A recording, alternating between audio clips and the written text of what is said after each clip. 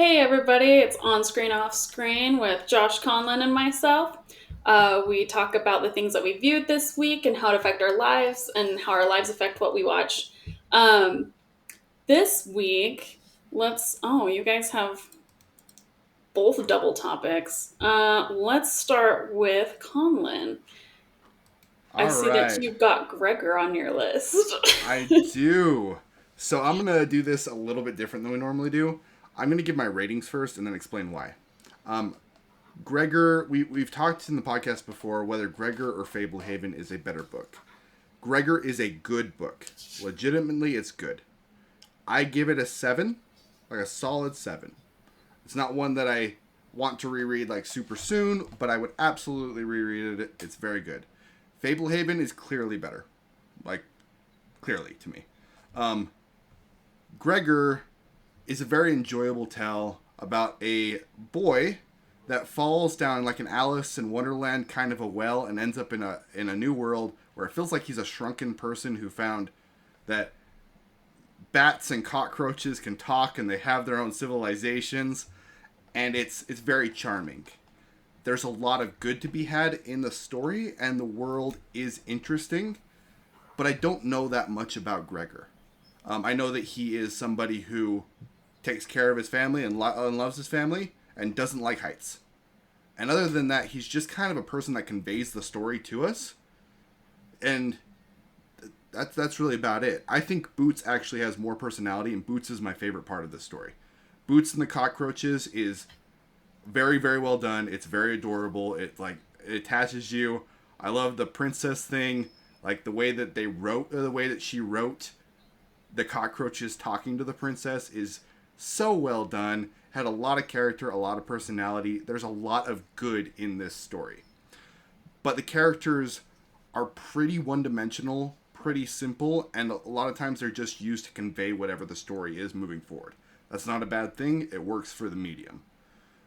When we compare the two, Fablehaven, you have your two main characters, Kendra and Seth, and Fablehaven is two kids that go and stay with their grandma and grandpa, who are the caretakers for a refugee type camp, refugee place for magical creatures, like a magical creature, A uh, haven. a haven, like a haven, like a haven for magical creatures. And there's problems with this book too. I am going to give it an 8. I would have given it an 8.5 before I reread it this time. It dropped it down just a little bit. Kendra is a character who has a lot of compassion. She's inquisitive. She wants to read. We know all of these things about her, and it plays an influence for the way the story progresses forward, because she figures out the riddle, and that's why they drink the milk, and that's why they're able to see magical creatures. It doesn't happen without her. Seth is a very much feels like a boy that is his age. Like, he's written incredibly well in my opinion, of like being rambunctious and being super outgoing and like wanting to figure things out and not really thinking through the problems. And my problem with the story is part of the goodness of it, because Seth is really inquisitive and wants to understand more, so he goes and tries to find and tries to explore and tries to adventure. Grandpa is like, if you keep doing this, I'm going to stick you in the attic. And then he doesn't do it. And in my opinion, in the first book, there's a point where he should just be stuck in the attic. And then the point where they do stick him in the attic, it's the summer eve night, whatever it's called, the summer festival. You got a boy that is super inquisitive that you know is going to look out the window. Like, you know this is going to happen. Why in the world would you not nail the window shut? I was just sitting there like, this is dumb. You're a dumb. Your grandpa, you are dumb. Um, and I never noticed that before. It's a problem with the book. But the creatures and the land and the way that this kind of like this place, this haven for magical creatures, is just a better designed world. It's just better. The characters are more fleshed out. And when I got to the end of both of them, I was like, I didn't remember the end of how Fablehaven book 1 ended. I thought I did, but I was like, I think that they free the witch or something. I don't know. I can't remember. And so a lot of the end was kind of a mystery to me, and I immediately wanted to go to the second book. With Gregor, I was like, you know what? That was a decent ride. It's cool that he jumped. Like, I like that. That's awesome. But I didn't find the pull for the second book as much. There could be some nostalgia there. But to me, as far as the quality of the writing, Fablehaven is, like, clearly better. It's interesting that, like, I mean, I'm with you. I liked comparison to Gregor the Overlander book one versus Fablehaven book one. I did like Fablehaven book one more, but I like to see how, like, if you read the rest of Gregor the Overlander, how that continues. Um, but it was interesting, like when you say that you think that like Gregor is a one-dimensional character, and like versus like Seth being more like a kid. It's really interesting because those two characters have very different family lives. And this is Suzanne Collins. And it was funny because I was telling Josh how I was like, oh, I can definitely see the Hunger Games in this book. And he's like, what? And I was like, yeah, it's I don't see that at Katniss. all. He's Katniss taking care of his younger sister. Oh, And he's always the one providing because, like, in this one, the mom is trying to provide, but it's just she can't make as much. So, like, Gregor steps in to help, and that's kind of what happens in the Hunger Games. Is like Katniss is helping her younger sister, and in this one, it's Gregor trying to like help his parents and siblings and stuff. So I feel like Gregor doesn't feel like his age because he had to age up. And I remember telling Josh too. I was like, how's your growing up life, Susan? Were you okay? Were we poor? Because this is very well written for somebody who grew up like poor and having to like help out and stuff. Um, so it's funny because I actually think that I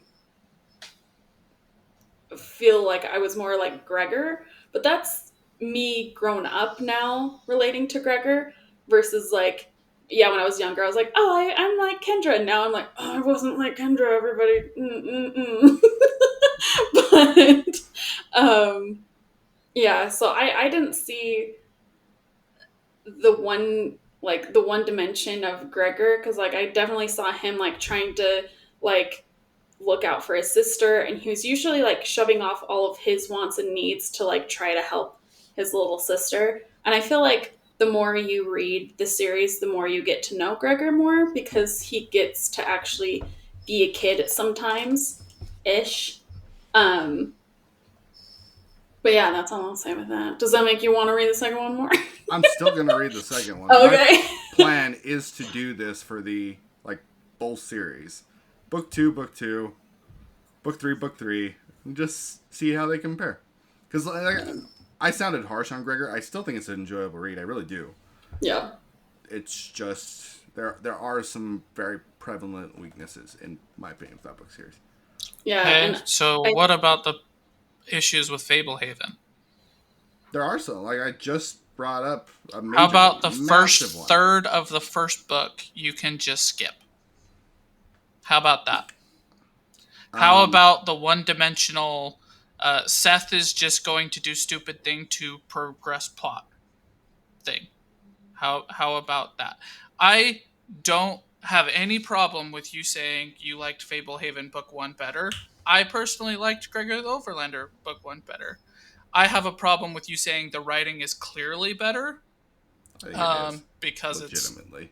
it's completely subjective, and you have one where you have a heavy bias nostalgia factor for, I do. and one you're coming into new as an adult. So I tried you to have a approach bias. You're saying clearly there it's is a better. bias.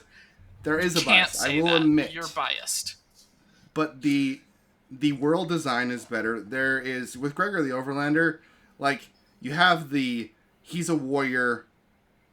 He's the warrior. He has this destiny that he's supposed to be a part of, and that kind of pushes him onto the story. But other than that, he really doesn't do a whole lot. Except Like, take care of Boots, except defend all the bugs, except try to care of look at Boots, things and from he an objective point of tries view. to be He nice, tries and he's nice to a fight rant. the warrior thing. He tries to be and forge his own path. He's not necessarily like, oh, this is what I'm supposed to do. I'll go along the What path. does he do to forge the path? What does he do? He goes. But the entire time he's questioning it, the entire time he's trying to figure it out, the entire time, like, he's not one dimensional. The entire book is him questioning whether or not it's the right thing to do, which side really is the right side. Am I Why the does warrior or everybody am have I to not the hate? warrior? Yeah, like those are my I, problems. My problem is you saying the word. It's clearly better when you have a heavy bias, so I don't think you can make that objective statement. And I would. Oh, it's sorry. completely subjective. It's an opinion thing. So writing foreshadowing is super important. I was looking for foreshadowing in Gregor. I didn't find it. There's foreshadowing all throughout Fablehaven. There's Um, an like oracle that says like what's going to happen. there's the Prophecy. the Prophecy. prophecy. That's really the only thing. Like with with Fablehaven, you have the pawn gets shown up. The pawn gets used later. The puppet shows up. The puppet is very important later. I should have written more of them down. There's a lot. Like there's a lot of different things where I was like, this is foreshadowing. Um, with Gregor, there was here's the warrior thing, and if you didn't have this prophecy, you wouldn't be on this journey at all. So the prophecy is what makes the journey happen. The characters don't make the journey happen. With Fablehaven, the characters make the journey happen. It's not a prophecy. That is harder to write. That is better writing. I disagree with that statement entirely. Uh, you have the prophecy, but when I read Gregor the first time, I was amazed at the way the prophecy came true. I did not Okay. predict it.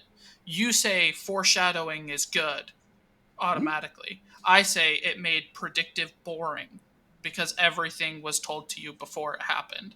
So you already knew what was going to happen. I will say too, I there is foreshadowing in book one that doesn't appear till later. So like Okay. I feel like book one's very setup for Gregor the Overlander because yeah, book one I remember reviewing on the podcast too, and I was like, okay, I'm gonna give the other ones a go, but I wasn't really fascinated with the first one. Whereas, like, I feel like in Fablehaven, it's easier to grasp you for the rest of the series because you're like, oh heck yeah, there's a freaking place that has all these magical creatures, and there's other places like this. I mean, that might be of my bias of having it as like a kid, and like I loved high fantasy like that. Um, so I do see like the appeal of like Gregor the Overlander's world isn't as appealing as hidden sanctuaries of magical creatures. Um, But that doesn't mean it's but not as good writing. Which one do you yeah, think has better quality of writing?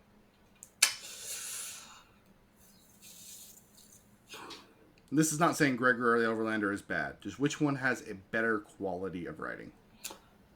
honestly, I would say Gregor the Overlander with how he describes things. Okay. Cool. Because I remember re listening to Fablehaven and I will get so annoyed at him using the same descriptors and the same things over and over again that I didn't realize when I was a kid. But like now, as going back and re listening to, like he does not know how to describe what somebody looks like in Fablehaven. I realized because he's like they're rock star pretty. I'm like, okay, so they have a mohawk. Like, what do you mean by that? What does that Like, actually mean? yeah, and whereas like in Gregor the Overlander, she doesn't say like this person's hot. She will describe everything that makes this person seem appealing. Mm-hmm. Versus being like they're appealing. Think appealing. That's it. Versus like so I've realized that that's something that Brandon Like Mull what does. is attractive about this person? Mm-hmm. Yeah, and Great blonde hair or whatever it is. she makes people attractive by like what they do and then will like describe them like yeah they're fit this agile this versus like Fablehammer is like rock star movie star and I was like stop using those as adjective. Oh, it makes me so mad. So I think Gregor's is better written with like descriptors of things versus like Fablehaven feels kind of like the Star Wars world where you have to know all these other things, new Star Wars stuff, that you have to know all these other things to get this one thing. Because like that's what I think about with like great literature is if somebody like 200 years later picks up this book and they're like, they look like so and so, and it's like this iconic actor of the time. Nobody knows who that is or what they look like, you know. So if they, it needs to be self-contained. So if you are mentioning things outside of your media that people need to bring from like pop culture to So understand you your have to know writing, what a rock star is. yeah. And if you don't know that, then I think the writings goes down for me, at least. Okay, that's fair. I think it's entirely just a trade off, right? So in Gregor the Overlander, I think Lauren's dead on. You have more descriptive characters. You know what these characters actually look like. You know what their mannerisms are. You know how they behave a little bit better. Uh, I think in Fablehaven, you have more descriptive environments and uh, while he describes people really terribly, I think he does a pretty good job with the creatures, specifically the terrifying ones. Like I still remember, I think it's the third book with like that Reaper creature, right? So there's a trade-off there. I think the beginning of Gregor the Overlander is so much better than the beginning of Fablehaven because the beginning of Fablehaven isn't establishing characters, it isn't describing the world. Literally nothing is happening. You're having a kid complain about going to see grandpa. And that's the first third. And even when you get to the night that you're talking about, it isn't till after that night that that book passes the threshold for me of a 5 out of a 10, right? The Okay. first all the way through that first night is just terrible, awful writing. Beyond that, it gets really, really good. Gregor, you're established your characters, you know what they look like, you know what their motivations are, and there's a little bit bigger of a, there's a lot more going on. It feels, because Gregor isn't like the main initiatory like Seth is, he isn't causing the problems. Um, it feels a little bit more like, oh, there's a world going on outside these characters. I think in Fablehaven that gets a lot better, but in the first book, it's basically like Seth and what's her name? Kendra. Kendra. Kendra are the only two people that really exist. They're the only ones causing things to happen, and they're the only ones that can solve them. But in Gregor, there's more people, there's more things going on. There's, you know, so it's an entirely like trade off. You can look at this one and be like, this one's better here, this one's better here. I think they're probably balancing out to be about the same quality of writing. They're both first books. They're both first books for authors. The authors, right? They're not really established before these books. They're still growing pains. They're not perfect, um, No. Fair. but you know, I will, like, I'm the only one who came into both of these fresh as an adult. That's very true. So I'm the only I one who didn't really know doesn't that. have the nostalgic bias going on here. And I think Gregor is the better first book only because of the way the prophecy comes true and in the way Okay. it comes true. Because the way it came true, I was reading it and I was like, holy crap, I was not predicting that. Uh, Hmm. you brought up foreshadowing. I think there's plenty of foreshadowing specifically about Gregor and his fear of heights and this, that, and the other. And how does he do it? He jumps. He takes a leap of faith.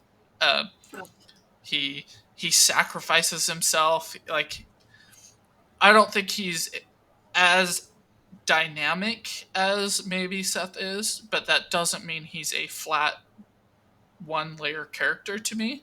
Um, I also have my biases in this, as I identify more with Gregor than I do with Seth. I was a That's fair. well behaved kid who never really did anything crazy or exciting.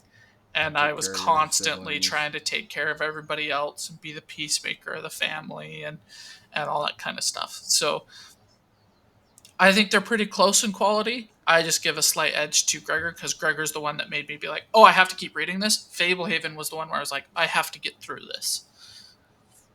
Did the beginning bug you with Gregor at all, where it's like it didn't feel realistic to me? I didn't buy it, It's and I was like, a I fantasy. really was not.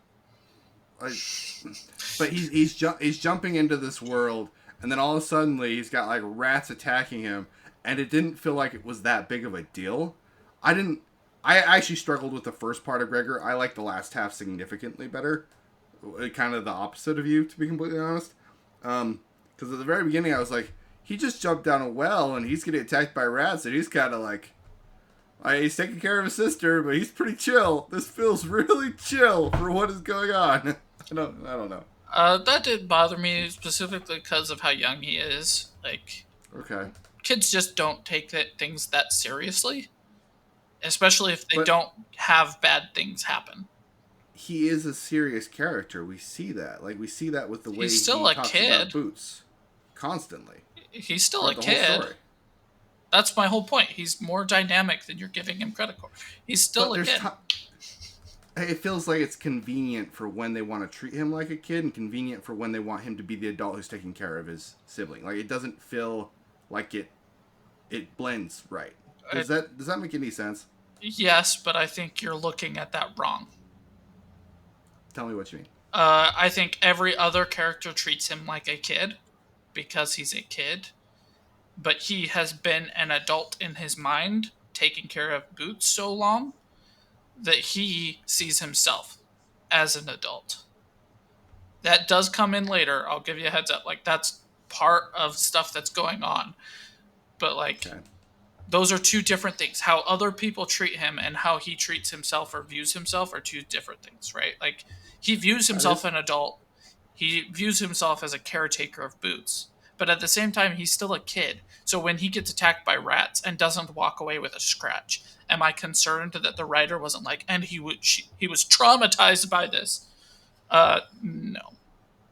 Uh, Yeah, I think what's interesting is like when in the first book he finds his dad right in the first one, yeah.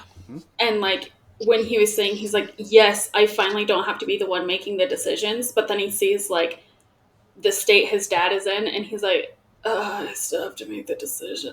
I should have brought that up because that's one of my favorite parts of the whole book. It's really good. That part is very good.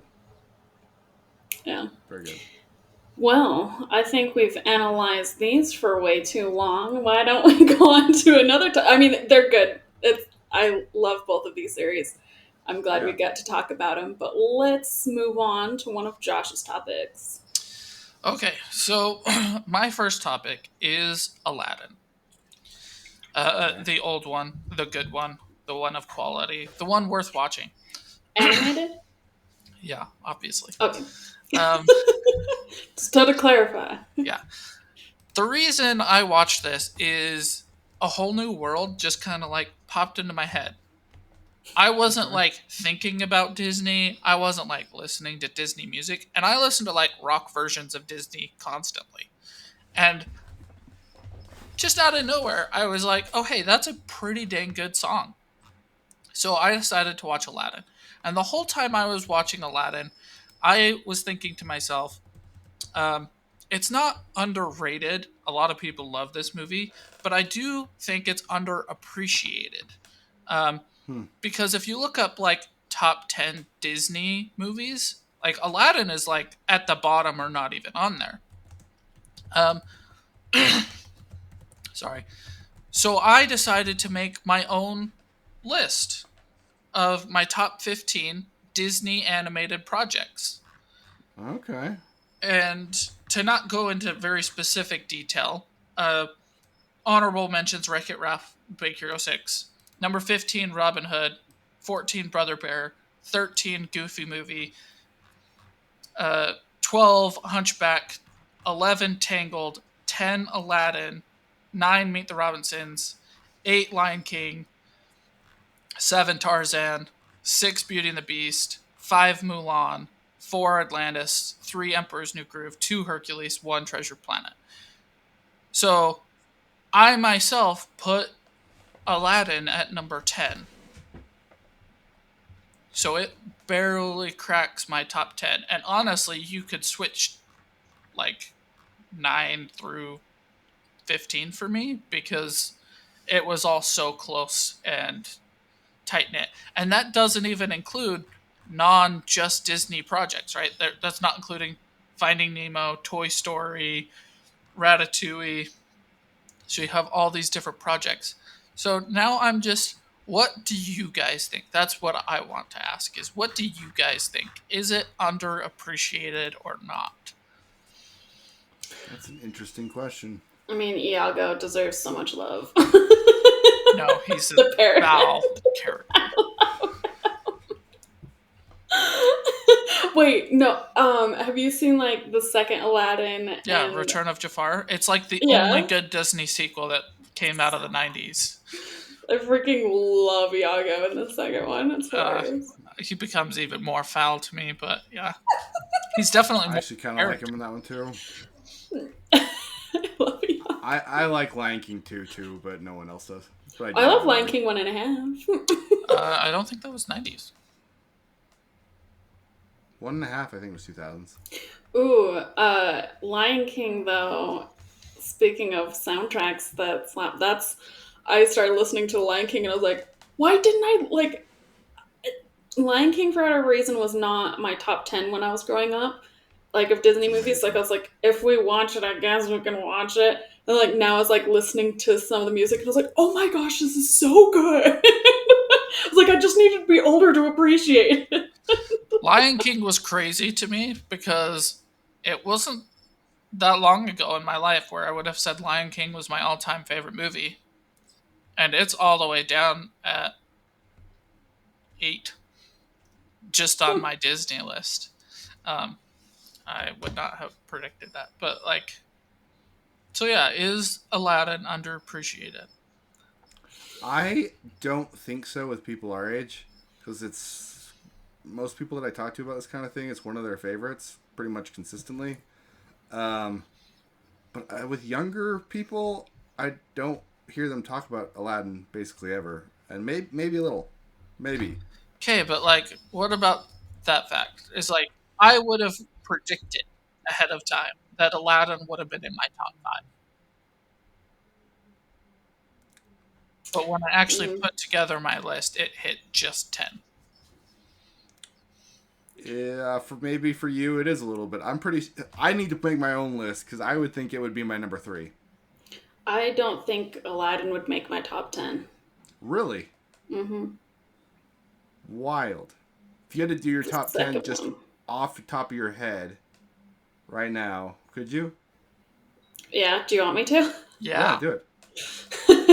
Okay, I do like, this is animated, right? Disney animated projects. So the Sleeping Beauty, Beauty and the Beast, Sleeping Beauty is number 1? Sleeping Beauty I'm is just, really I'm, it's not my number 1, but I'm listing the top 10 that I'd put above. Okay. Beauty and the Beast, 101 Dalmatians, is the, Fox and the Hound, Yep. Disney, yes. Fox and the Hound, Tarzan, Treasure Planet. Oh, there was some that you listed that I was like, oh, that one's so good. I cannot read that.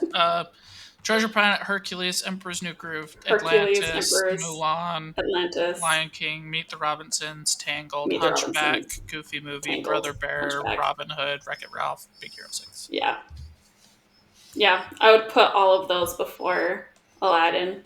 Wow. Yeah. Wow. Ooh, and it's the Black Cauldron, Disney? Yeah. Black Cauldron. Okay.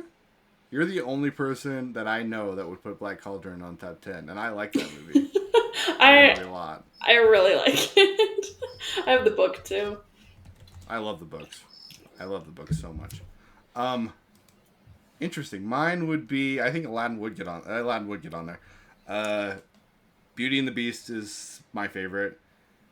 Then probably Emperor's New Groove, Aladdin.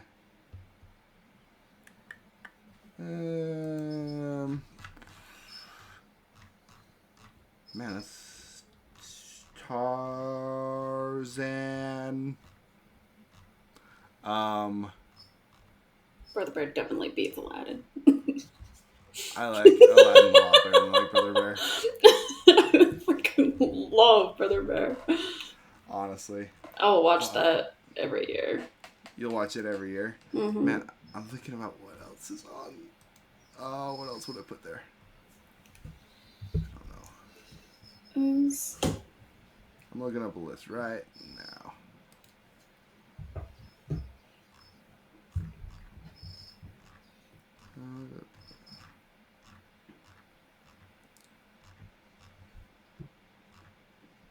I don't think it deserves to be on there, but I have a really, really big nostalgic thing for Lady and the Tramp. Ooh, Honestly. is Balto Disney? Then Robin Hood. Balto above Aladdin. I'm looking that up. Balto isn't Disney. Okay. Otherwise, I still put it would be above. on my top 10. It would for sure be on my top 10. Hercules would be my next one. Mulan. I'm surprised Aladdin beat Mulan for you. Yeah. I don't even know what I'm at. I think that was like 9. Oh, yeah, Robin Hood, the animated. Wait. Yeah. Yeah. Robin Hood is fantastic. I would also put Chicken Little. Okay, that's insane. We're done with your take. That's crazy. Just be done with that. That's crazy. Chicken Little. I love it too. It's got a very special place in my heart, along with Chicken Run. But to call it better is a strong. Well, a hot take would be with saying Home on the Range is better. Aladdin is better than Home on the Range. I like Home on the Range. I like it too, but I not as much as I like maybe Aladdin. need to rewatch it because I did not like that movie when I was a kid. I like it just for music. Lilo and Stitch is most people's top, is like number one for a lot of people. Lilo and Stitch was the other one that I was really debating, but I Winnie don't the ever Pooh. rewatch it. Dinosaur. No. No. Even though I like that movie, even though it's bad. It's a bad movie that I like. Not bad. I would put Fantasia above Aladdin. I wouldn't. I love Fantasia. Oh, Zootopia. I love Zootopia. I love Zootopia. Okay, I'll start telling you what I think Aladdin is better than. Because I think there's only a few. Yeah. So I eventually landed on it's not underrated because everybody acknowledges that it's of high quality. But I don't think it's actually underappreciated because I think for most people it falls around 10. And for me it also fell around 10. Maybe top 20. Okay. Maybe top 20 for you? But it's just so good. It is, but there's so many good Disney projects, especially in the 90s, late 80s, all the way up to like 2000, like when Tangled came out. Oh, I really like the Aristocats. This is hard. This is a hard thing to do. This is harder than I thought it was going to be. No, I built a bracket, and I said this or that, and then I removed what won, and then I did a bracket again. And then I removed what won, and then I did a bracket again. And honestly, I kind of forced Aladdin to be 10. Because I was like, I can't have it fall off my list when I was just thinking it was going to hit my top 5. Like, disproving your own point. Of Disney animated projects, what have I seen more than Aladdin? Meet the Robinsons, I watched tons as a kid. Treasure Planet. And Emperor's New Groove. I think of the only ones I've actually watched more than Aladdin. Aladdin was common in my house. We used to watch Aladdin and then Return of Jafar all the time. Yeah, I would watch Beauty and the Beast, I think, more than Aladdin. My brothers really liked Aladdin, so that's why it would get put on. But we watched Lion King 1.5 way more than anything else. Atlantis, definitely way more than anything. My sister banned Atlantis for years because me and my brother watched it 8 times in a row one time. It was like on the VHS. Wild. And we would like just immediately rewind it and then start it again. Yeah. She was so bad at us. Oh. And we have the Goofy movie. I love the Goofy movie. I watched the Goofy movie extremely many goofy times. movie. Both of them. It's Is that a sequel from the 90s? Because that wins. it didn't come out in the 90s. I don't think either of them did. Okay, I was like, that is the winner. That's a great sequel. Yeah. Anyway, that was just my thought process with it. I watched it because I love it. I would have picked top 5 for me, but when I actually did it, it's crazy that it fell right around where it did for somebody else. And then another animated picture, not Disney, but I think is clearly better, Anastasia. Mm. Yeah. Right? Really so good. it's like, I'm only looking at Disney animated projects. If I open it up to where I'm looking at Pixar, DreamWorks, Fox did Anastasia, it's like, yeah, it would fall down to like 50. Like, it would drop a lot. Craziness. A lot of good animated stuff. That was just my topic, not necessarily the movie. It's a great movie. It's an 8.5 out of 10. People should watch it. It's great. It's a great time. The music is great. The animation is great. Return of Jafar animation, really not as great. Return of Jafar Genie, really not super great either. But also worth a watch. Is it still Robin Williams or is it someone different? Somebody different. Robin Williams came back for Den of Thieves, which I also think is pretty good. Oh, I don't. Is Den of Thieves the one with the Midas hand? Yes. And his dad? And his dad. Well, alrighty then. Looks like we have another topic by Conlon. Let's go there. All right, Dead Zone. I just read that. I read this week, and it's a fantastic book. It comes in as probably my second favorite Stephen King book that I've read. Pet Sematary will probably never be beat, just because of how much it impacted me. This one, I think, just edges out 11/22/63. I really love both of those books.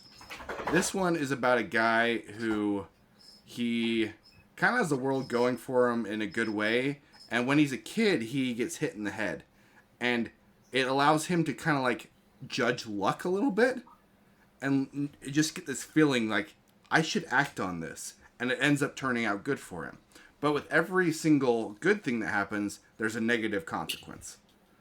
And he pushes his luck, his power to influence luck, to understand luck so much, that he gets a negative consequence, gets into a giant car crash, and is in a coma for years.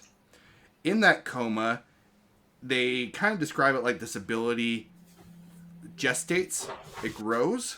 So when he wakes up, he can touch somebody and he can figure out how they're going to die or major events that happen in their lives. And it's kind of like he gets possessed.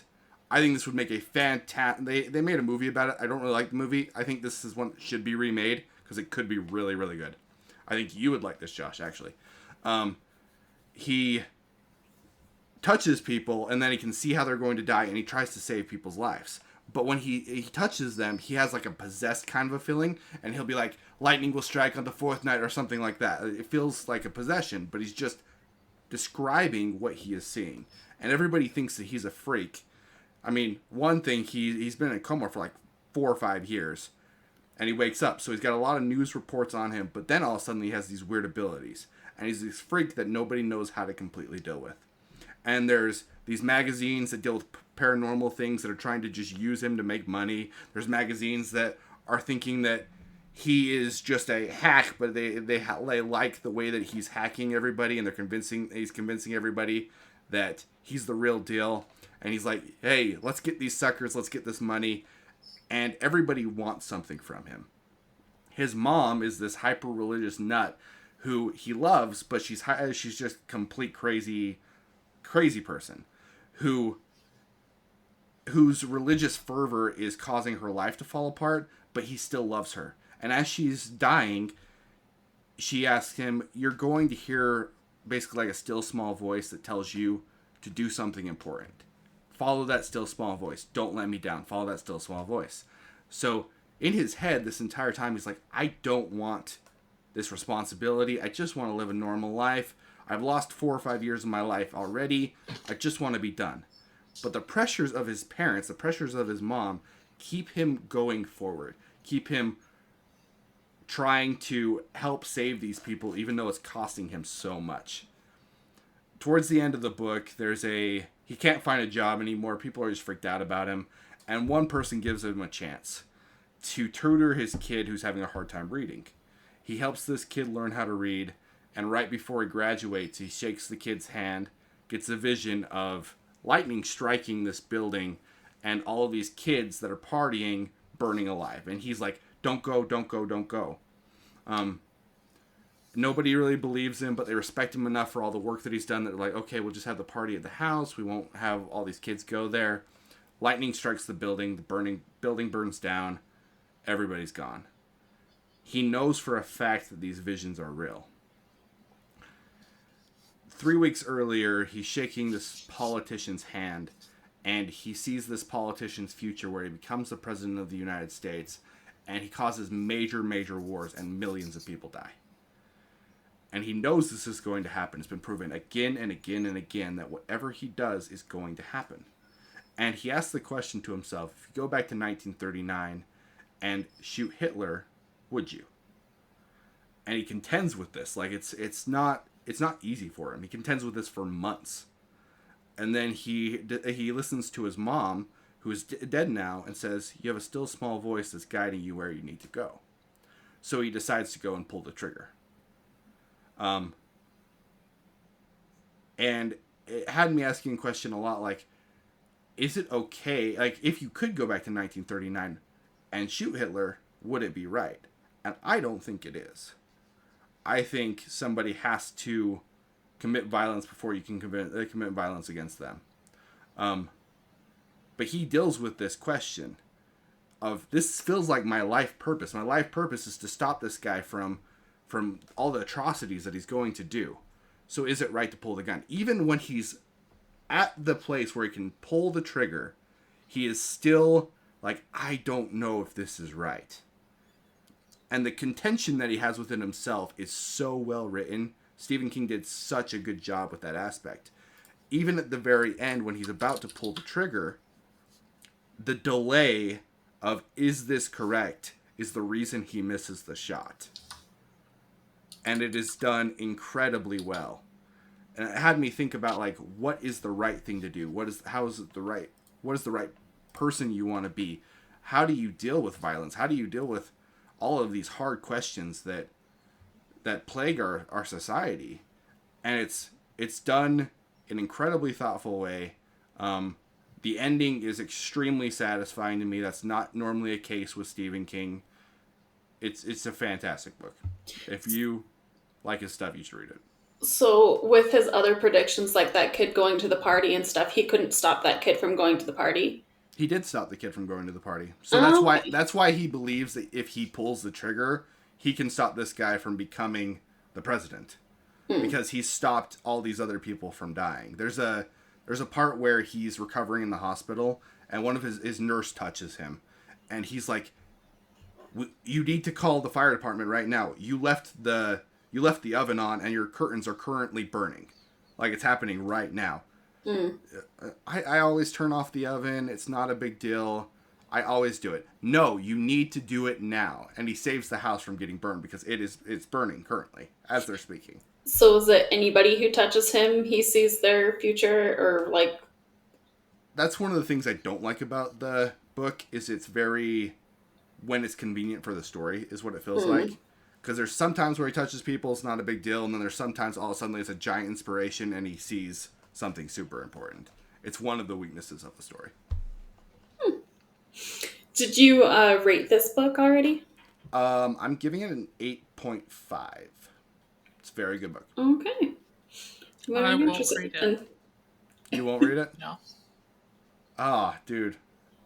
It is Stephen King, though.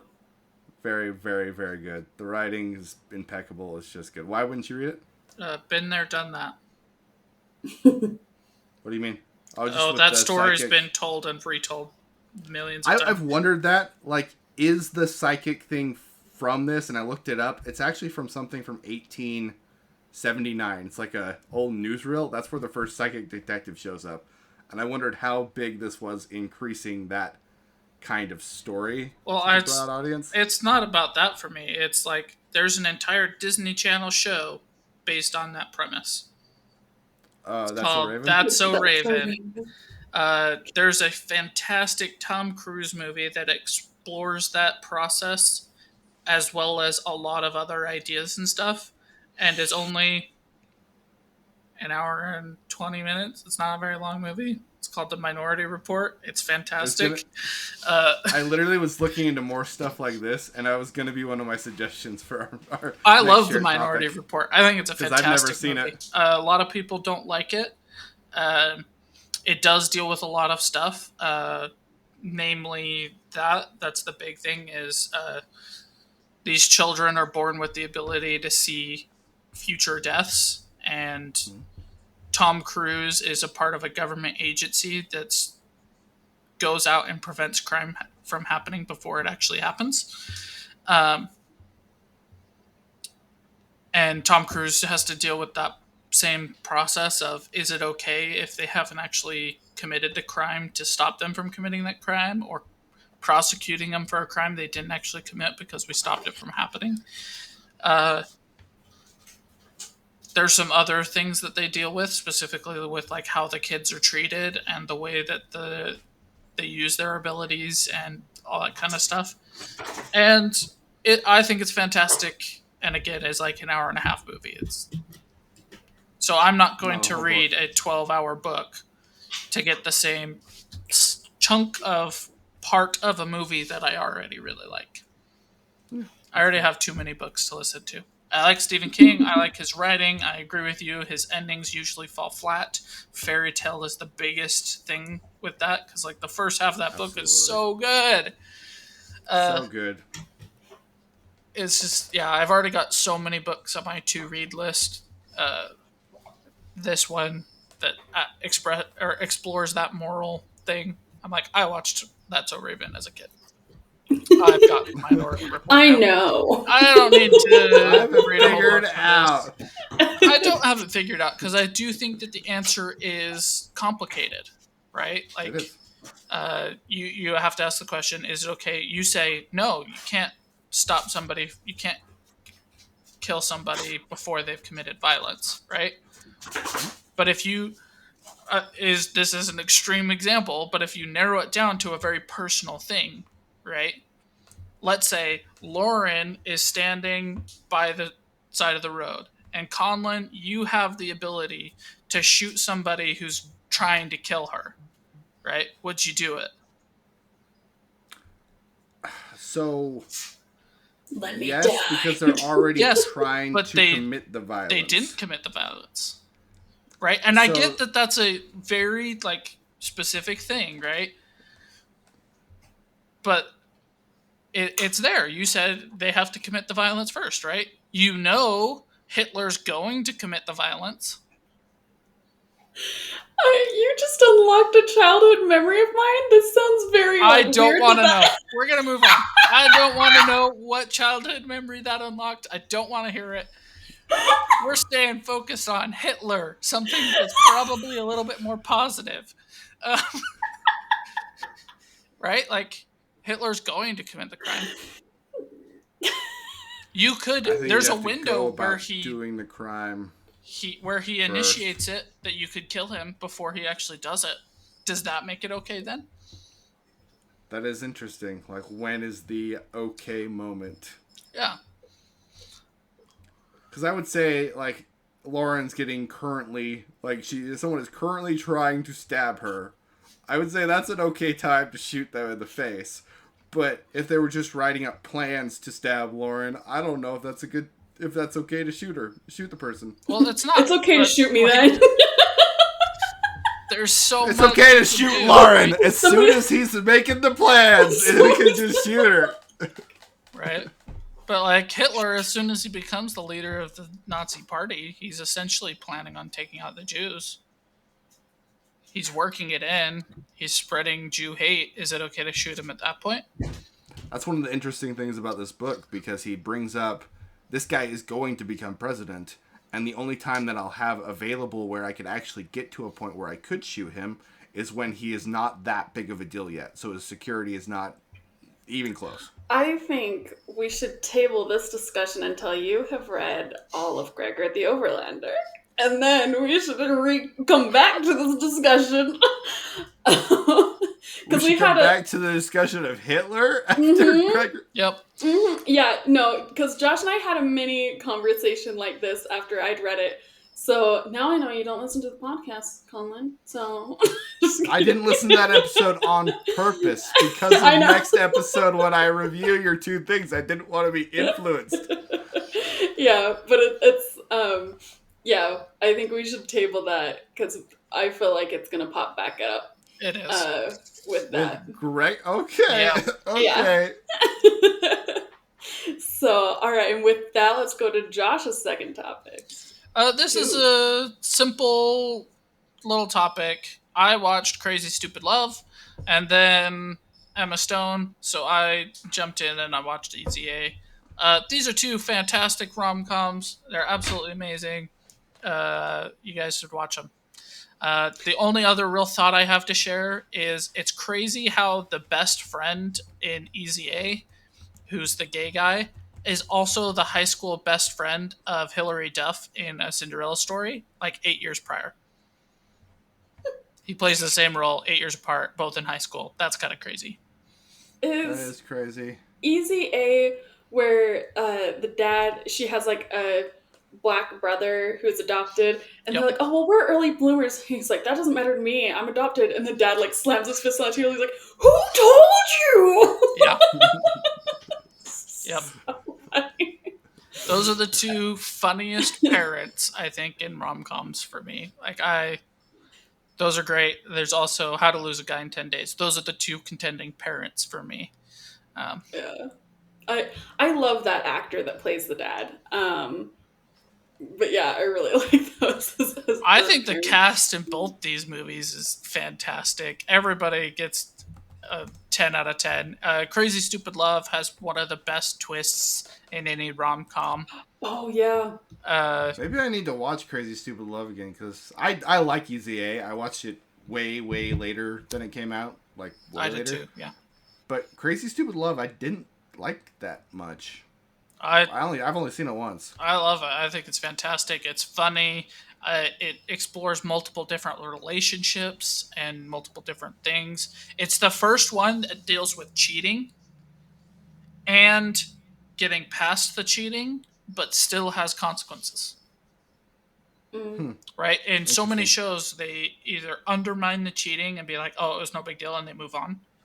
Or it's so big that they can't get over it. This one, there is forgiveness. And there's a wonderful part where Steve Carell is like, I hate what you did, and that's still something that I'm struggling with, but I still love you. And the way he delivers it is so good. Isn't this the one where like at night he goes back into the yard and is like trying to take care of things? Yeah. I really liked that part of it because one, it was better on like the kids and stuff for him to act like that. And so like it was very interesting to me that I was like, oh, I wish I could have observed having it so that like I have never seen my parents say one word to each other because like when I was born they were divorced, so it was like I've never seen my parents have a civil interaction or an interaction at all. And so like to watch something like this, I was like, that would be lovely. Yeah. There's so much sweet in this. There's so much funny in it. It's not a perfect movie. There are some things that I don't like about it. So at the end, the high school girl gives her nude pictures to the middle school boy, and it's like, that's super weird. Yeah. You could have just not done that. That would have been good. Yeah. Uh, but it's still a fun watch. Ryan Gosling takes off his shirt, and you get Emma Stone going, F!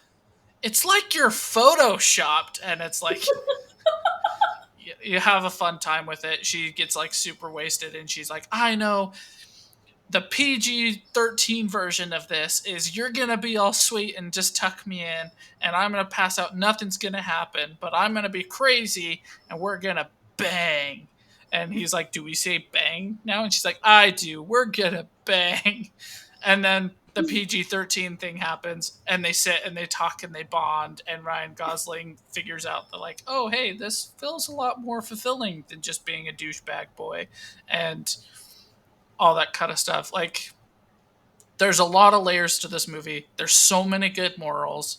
It's the only one that I can think of that shows like 6 different relationships and all does them justice and does them well. You've And then got, ties them all together. yeah, and it's all tied together. And like I said, that when Ryan Gosling shows up in the backyard, I still think is, I'm going to say, I think it's the best rom com twist. The best one. Really? Yeah. Because it's just so Okay. good. Because he shows up and they're like, Steve Carell is there. They make really good, funny eye contact. They start dealing with that. And then Dave and Logan Haven or whatever shows up, and Ryan Gosling still like goes and punches him in the face. And then Carell just like, yeah, it's great. I really, really like Crazy Stupid Love. Easy A is not as good to me, but it still has its moments, like the dad being like, "Who told you?" That is like a top 5 rom com moment. Uh, That's very yeah. funny. So I don't know. I just watched those. Still on my track of comfort watches because of all my new watches I did for Conlon a few weeks ago. Those are 2 that I did just kind of in the background. Love them both. Watched it, wanted to talk about it, and tell people to watch it, especially if you haven't seen them. They're fantastic. Awesome. Very good. Well, this week I didn't watch a lot of stuff. Um, I decided to just pack up my car and go into the mountains instead. So I remember I went to this area, Fish Lake, and I remembered when I was younger, I was like, I think I wrote a short story to the to the album. I can't remember which album of Within Temptation, but there's an album of Within Temptation that I was listening to, and I literally wrote a short story while I was like camping with my family there. And so um, when I went up there this time, I was like, oh, I wonder if I could find that area that we went day camping at. And so I put on that album, and it was weird enough that like you know when you can smell something and it takes you back someplace. Uh, I was listening to the album and I was like, oh, I remember which road we took to get there, and I was able to like find the day camping spot. But unfortunately, there was like 5 trailers already there, so I just kept going. What's up? What album are you talking about? That's what I was saying. Yeah. I'm not exactly sure. I can What look is it Within up. Temptation? Like, what are you even Oh, referencing? Within Temptation is a band, uh, Oh, okay. and Oh. so So it's yeah, one of it's their music. albums. It's one Gotcha. of their Okay. albums. Yes. I thought you said the album Within Temptation, so I googled Within Temptation album, and there was like 30 bands listed, and I was like, I don't even know. Yeah, I don't even. I'm like, I bet I can look it up right now and see what the album is that I Angels Oh, I was gonna. Within Temptation Angels. Um, and then I also remembered that I really like Nightwish, so I downloaded a whole bunch of orchestral Nightwish music, and it's like very much epic music that you'd think belong in either video games or like a high fantasy. And so it was kind of fun. I just like went with my dog and we drove around, and like the leaves are changing right now, so I was able to I had like the windows down, but if ever I saw like a campground, I would hurry and like turn my music low because I didn't want to like blast my it's very gothic in nature type music. So I didn't Nightwish is want awesome. yeah, so I didn't want to like be blasting this past people who are trying to enjoy nature. So I would like be going along and then I'd see somebody like hurry and turn it down. But yeah, we got but I found another camping spot that was really nice. Got my hammock out and just chilled with my dog listening to music. Um it was very much needed respite from everything. So, uh, yeah, I don't really have any music or any. I have music to share, but I don't have like movies or games this week that aren't Helldivers 2. So I thought I would just talk about like um, those two musics that I really like, because whenever I get into like a creative mood or anything, it's usually Nightwish or Within Temptation that I listen to. Awesome. Um, or I will listen to the soundtrack of Lord of the Rings. This is a Those are good tangent, ones. but if anybody's ever really bored, turn on a nature documentary, turn off the sound, and then just put Lord of the Rings soundtrack music on. And then It's take some great. shrooms and make sure you have some weed too, just for when that starts to wear off. No, this will get you high without that. This is anyway. So, um, yeah, that's basically what I've been doing this week. So my media intake wasn't all that great, which I think is great. That's okay. You can never go That's wrong with totally good fine. music, a hammock, and the mountains. Not at Mhm. all. That's amazing. So then that brings us to our shared topic, North by Northwest. I believe, Conlon, you were the one who suggested this one, so let's start with you. So I've wanted to watch this for a really, really, really long time. It was my grandma's favorite movie. I have two aunts that it's their favorite movie, and this has all of the requirements to be a movie that is good. But I found this dreadfully, dreadfully, dreadfully slow. Like, I struggled to get through this movie, to be completely honest. I don't think it deserves an 8.3. I respect where it comes from. I respect that Alfred Hitchcock made this movie. All of the stuff is there. I like our main character. The girl is enjoyable once you get past the, like, they instantly fall in love kind of cheesy, over the top drama scene. But it's good. I like the thriller aspect. I like the spy aspect of this. I like where the story goes. The ending on Mount Rushmore, I really enjoyed. It was awesome.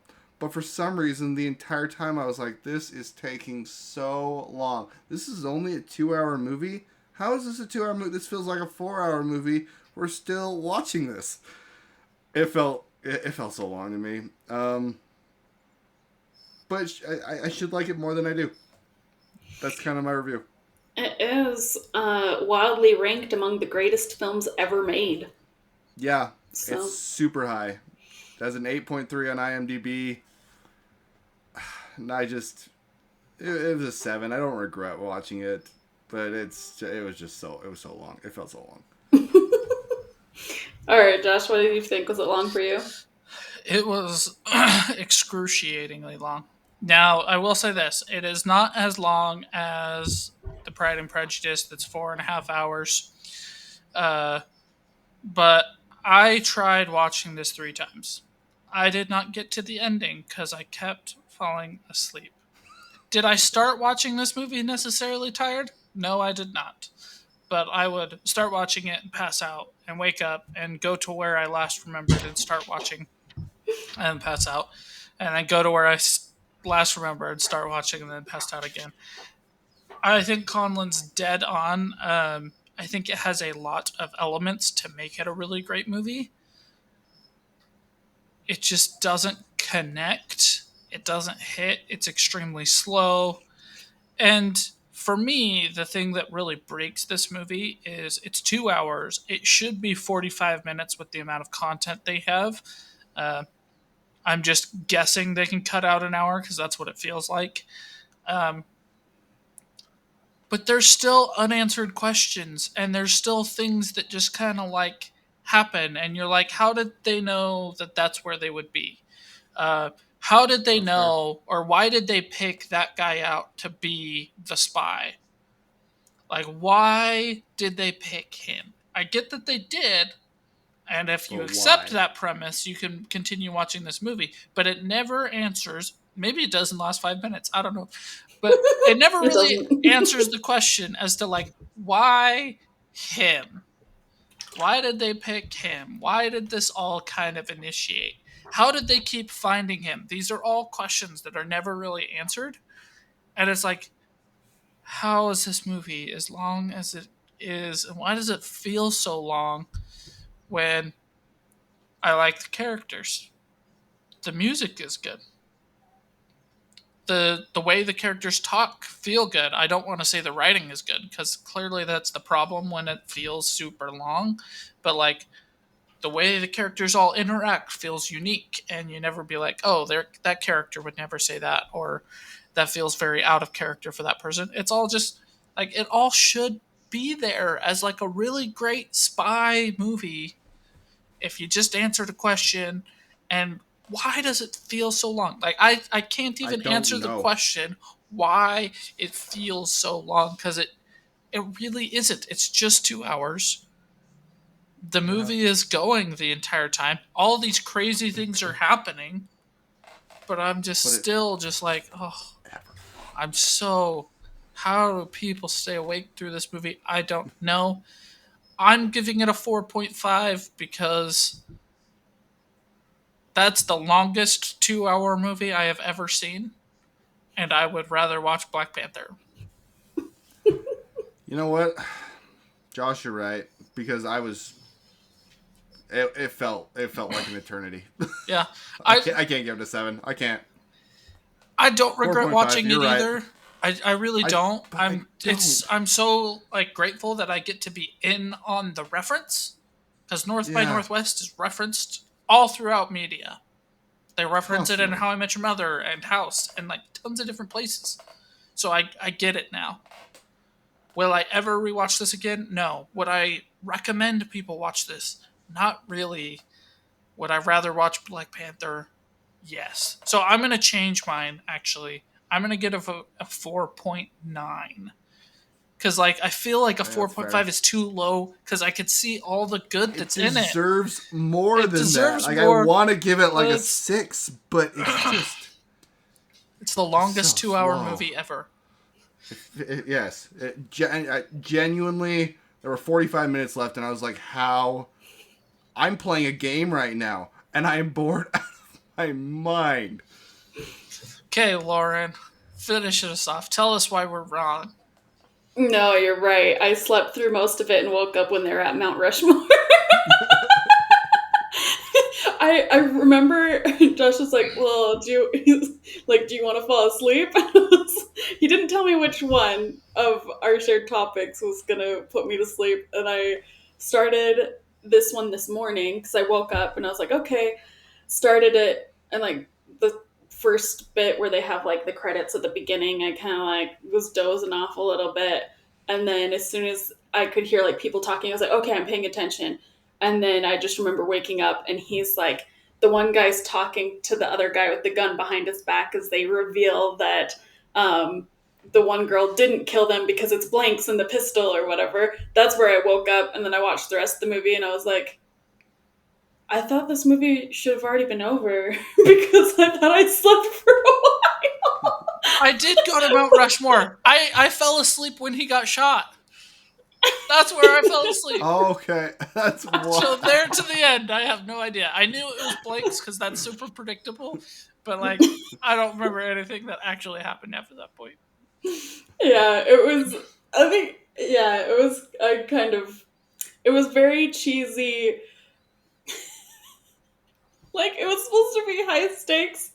And they're like, get in the car. And it's like, okay. Gets in the car. And these other guys, they get in the car. And they're like, drive off the screen. So it wasn't like no tires peeling out or like no squirreling trying to get out of there. It was just like they got in the car and then they just start driving away. And the people like trying to get in the car are like, oh, dang. And then they get to a gate that's locked and he pops out and he's trying to unlock it. And then she gets out and she points behind him. And that's the two guys coming over the hill because they chase the car. And so then they go and they're running in the forest for a while. And then they end up at Mount Rushmore and they're like, we have to climb down the faces. And then it was like another like 10 minutes of it showing them climbing over here and then these guys climbing over here and those guys climbing over here. I will say I did think that they did a good job of making it look like they were actually climbing in Mount Rushmore for the 1950s. I agree. So props Couldn't there. tell you. I didn't see it. They did do But a I'll good take job your with word that for it. part. Yeah, but it was so funny because then there's this one part where she falls and he has her hand and he looks up to the guy who now has like the what's that called, the gizmo or whatever that everybody wants, and and he's like, help me. The guy's like steps on his hand to make him let go, but then he gets like shot by a park ranger. This is a wild ending. And then he like pulls her up, but it cuts to a scene where he's like pulling her up onto like this bed in the train or whatever, and it ends. Yeah, 4.9. I mean, like, I'm glad I slept through most of it and just woke up for that. It was pretty entertaining. So that was your favorite part. Colin, what was your favorite part? What was my favorite part? My favorite part was just after he was fake shot. Because you can clearly see him laying on his face and his chest is going like way up and down, like he's taking the deepest breaths he's ever taken in his life. And then they put him on the gurney and he's still doing it. And I'm like, okay, 50s, you could have done a little better. Like, hold your breath or something, my guy. Something. Just breathe very slowly, maybe.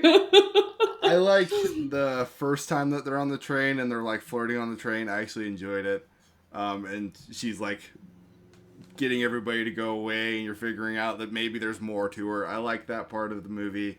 And I really like where the plane crashes into the side of the oil tanker, because the plane is like, it drops down and then it realizes it's going to go into the oil tanker, and you can totally tell that whoever the stunt guy was needed to crash into that oil tanker because he doesn't lift up. He's just like, whoa! And then he smashes into the side of it. There's a lot of cheese in this movie. But I kind of find it charming a little bit. A little bit. Like I said, it should work better than it just doesn't. It just doesn't. Yep, I agree. It's Hugh Grant, or Cary Grant. It should. I don't know. It's okay. It's okay. I've seen it now. That's good. Mark that one off the list. Yep. Well, all right. I think that's all of our topics. Hope everybody has a good week and is taking in that media that they want to, that makes your life a little bit better and a little bit happier. Have a good week. Bye.